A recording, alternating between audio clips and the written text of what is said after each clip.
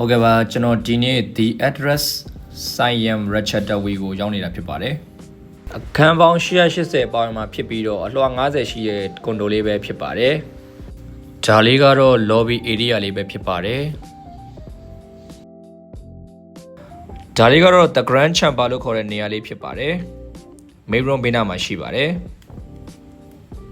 ဒါတော့50 square meter one bedroom duplex ကန်လေးပဲဖြစ်ပါတယ်အောက်ထပ်ကို35 square meter အပေါ်တက်ကို15 square meter ဖြစ်ပါတယ်ဒါလေးကတော့ kitchen area လေးပဲဖြစ်ပါတယ် living room တွေ့ရမှာဖြစ်တယ်ဒါလေးကတော့ bathroom ဖြစ်ပါတယ် living room လေးပဲဖြစ်ပါတယ်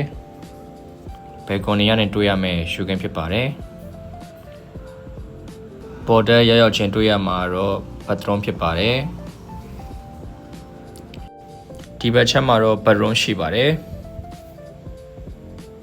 ဒါကတော့ bedroom ကနေမြင်ရမယ့် showcase ဖြစ်ပါတယ်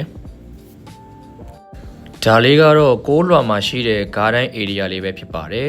ဒါလေးကတော့ sauna room လေးပဲဖြစ်ပါတယ်ဒါကတော့ library ဖြစ်ပါတယ်အလွှာ90မှာပဲရှိပါတယ်ဒါကတော့ gym ဖြစ်ပါတယ်6လွှာနဲ့အလွှာ90နှစ်ခုလုံးမှာရှိပါတယ်ဒါကတော့အလွှာ90မှာရှိတဲ့ရေကုတ်ကန်နေရာပဲဖြစ်ပါတယ်ဈေးနှုန်းလေးကတော့1 bedroom တစ်ခန်းကိုထိုင်းဘတ်ငွေ 7.5 million ကနေစတင်ရောင်းချပေးမှာဖြစ်ပါတယ်